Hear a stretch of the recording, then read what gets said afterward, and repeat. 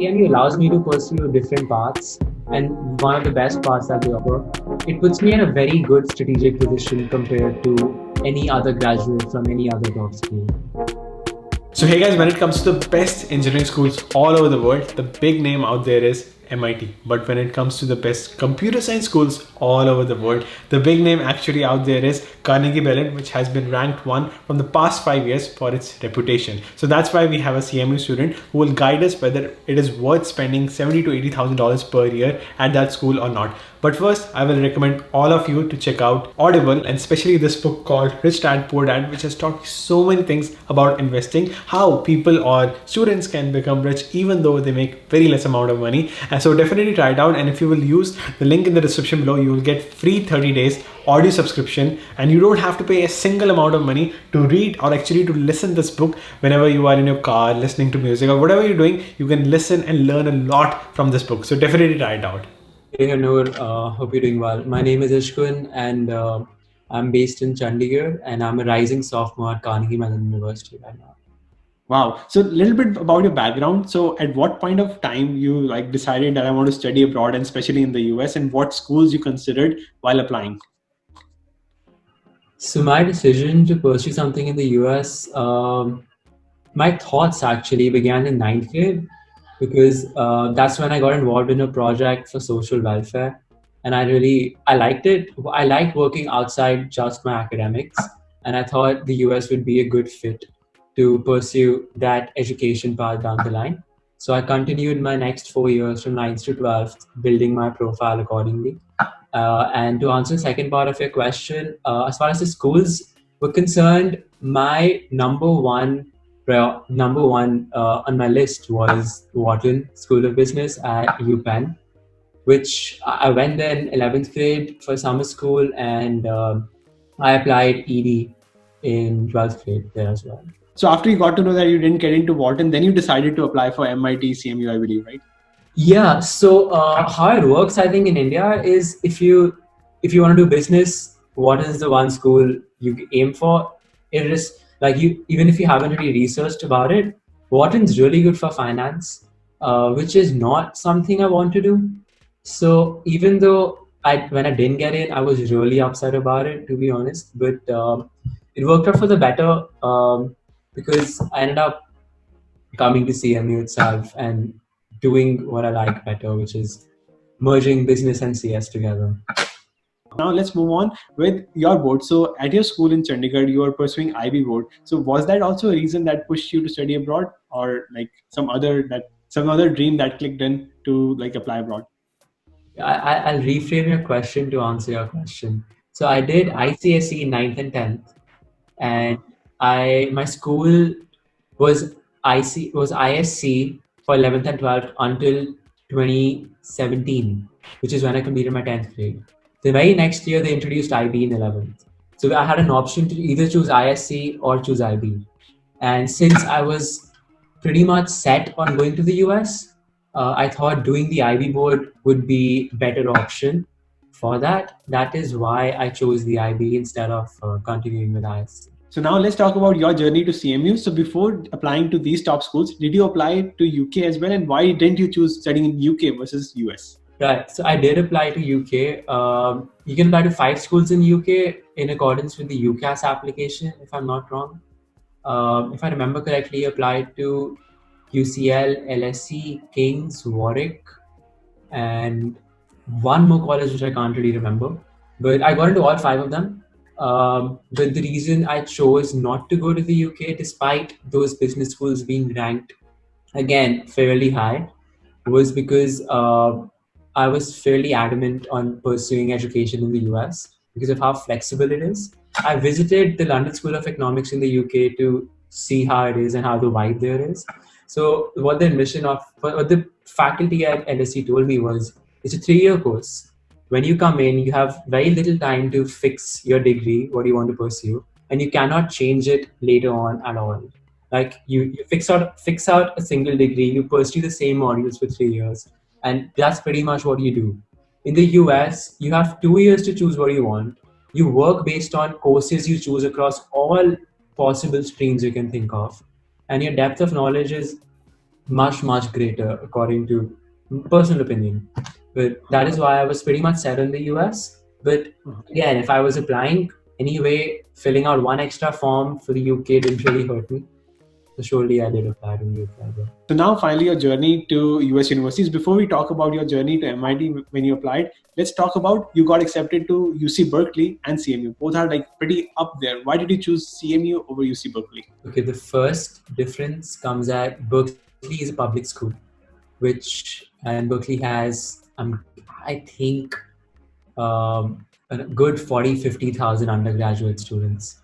CMU has 7,000 undergraduate students and 800 in my batch, and our faculty to student ratio is, if I'm not wrong, 13:1, which is pretty good. My class sizes ranges in from second year to like 10 students in a class with the same level of professors that Berkeley has.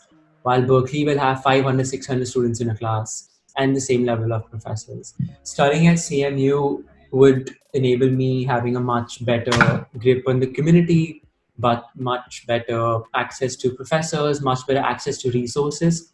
I want to join a club. I can easily do it because there are like 20 people applying, 20 people who want to do it. I go to Berkeley, 500 people want to do the same thing. Okay, it's a public school, attention is lesser, and I honestly preferred CMU's focus on interdisciplinary study, which allows you to pretty much pursue whatever path you want despite whatever school you get in the beginning. While Berkeley, I'm pretty sure Berkeley has interdisciplinary study, but I don't think it's to the extent that CMU promotes it.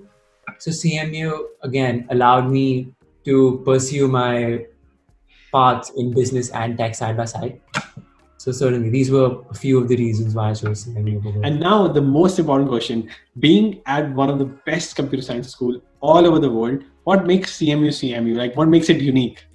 Because like, the syllabus is same. Even if you take online classes of computer science, they're going to teach you same, like 1 + 1 is 2. But what makes CMU CMU? Okay, to answer this, I'll just give you an example of one of the CS courses I recently took. If you compare our CS course to any other school CS course, the curriculum we complete in that one introductory CS course is what any other school, you can consider it of the same level, completes in 1 year, while we complete it in 4 months. So we do the same curriculum in 4 months. And my batch just did it in the summer in 6 weeks. The same curriculum which anyone else does in 1 year. And the way we do it is very hands-on. So like we have a separate, for example, a lot of the CS courses have their own separate website with all the curriculum posted there, all notes posted there, all professors' videos posted there. You have 60 TAs in every course helping you 24/7. I'm in India right now. I needed help at 1 p.m. in the day, 3:30 a.m. in the US. I put it up. Any of the TAs willing to help me at 3 a.m. because that's how much hands-on it is. Every second day, you're supposed to make a different game in your CS course. So they're not just teaching me academically. By now, after doing one introductory CS course, I know HTML, I know JavaScript, I know Python, I know Go, and I know these to the extent that I could code a basic AI algorithm or machine learning algorithm, basic one, but this is only after doing one simple course. So while every school offers similar content, the way they offer them, the amount of attention they give to the students, the way they structure the course, and how much they make them work is certainly a factor. So coming to CMU will make you work a lot. It will make you work almost all the time. Like you won't have much free time, but that's what makes it different. Like you go there only if you're willing to put in the effort. Like you can't go there and crib that I don't have time to do anything else. But just know that once you're done with it, it'll pay off. It'll be worth it.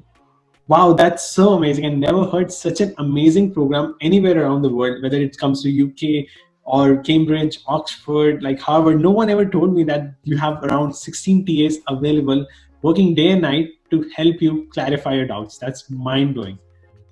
एक interesting element ये आता है when it comes to best computer science school, CMU is up there. When it comes to best engineering school, MIT is up there. But why did you choose to do management in the best CS school? So to answer your question, it's actually a pretty interesting question that you asked me. It was a question that I had in my own head before committing to CMU. That it was a major concern, but to be honest, it is not something that should be concerning, but it is something that I have used to my advantage.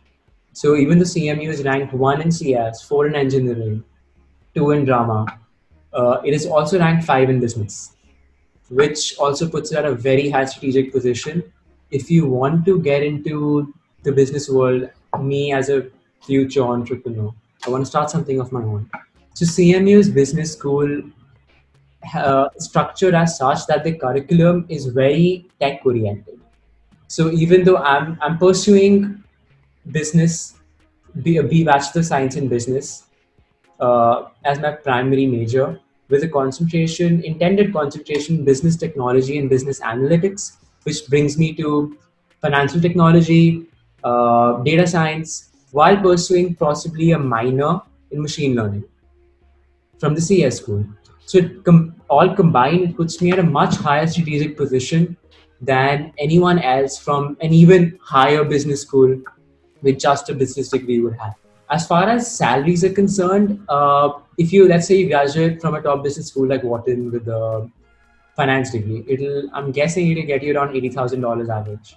You graduate from CMU with any degree, our average starting salary is 80,000, which is only for one school in Penn, which is Wharton. Now I combine my business with machine learning at CMU. An average CS degree offers us 100,000 plus average.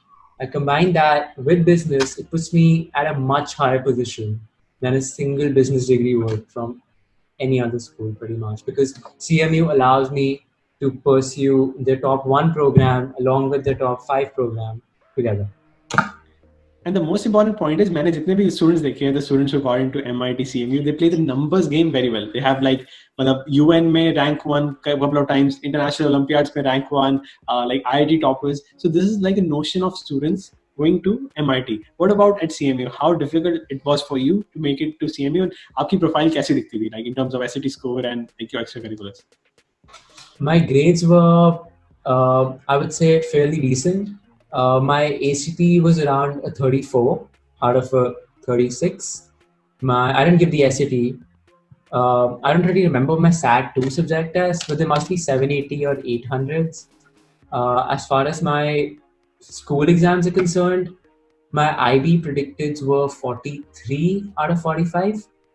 And my average across high school used to be around 95%. Like it came out to be 95. So that was fair. But I think my stronger point was my extracurriculars.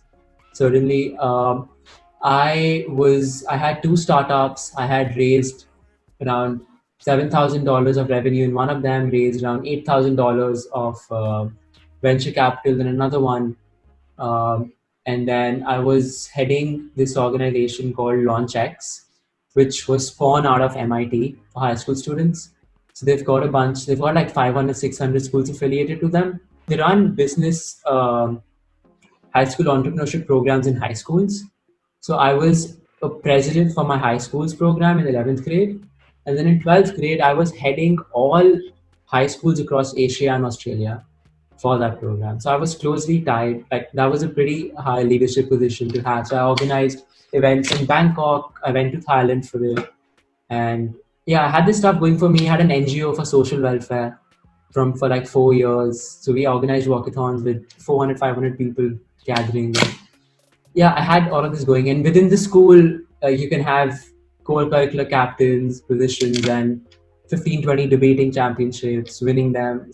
I mean, that stuff given, these were my main things for my profile. Perfect. So talking about financial aid, CMU, even though a private school, it doesn't give need aware or need blind scholarship or funding to international students. So you will not be able to get that. So tuition fee will be around $70,000 per year. So do you think you're getting enough return on investment of like this huge fees you have to pay or no?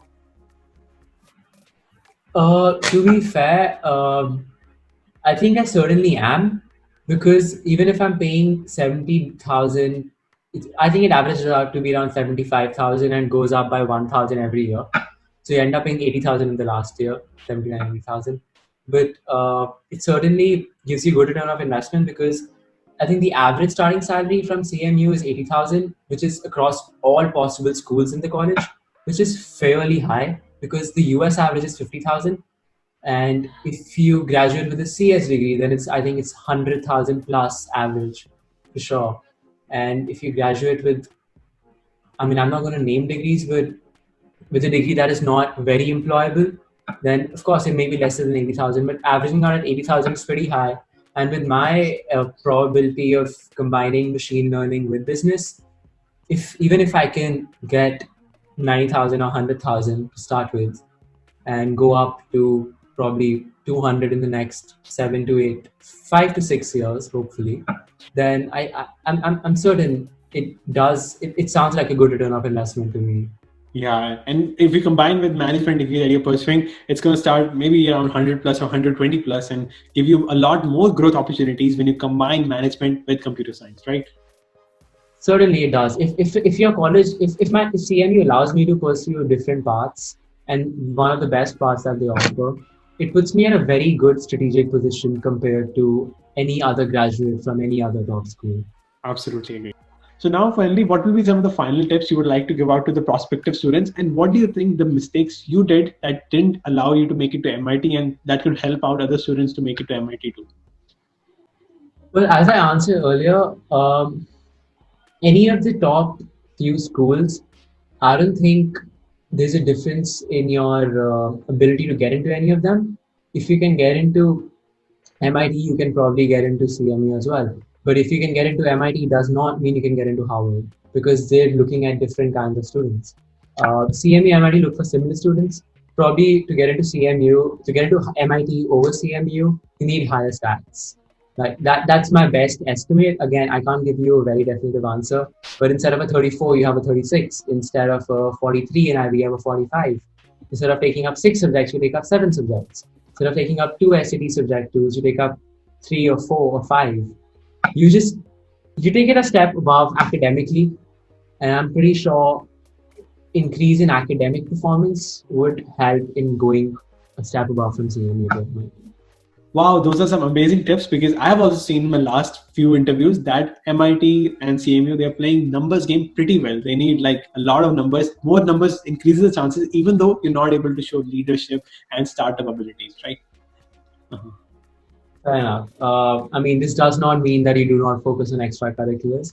That's a given to get into these schools. Like you need that on your plate for sure, but you got to figure out how to have a good balance. You're focusing on tech schools more, focus on academics a little more. You're focusing on liberal arts schools more, than focus on building your overall round profile.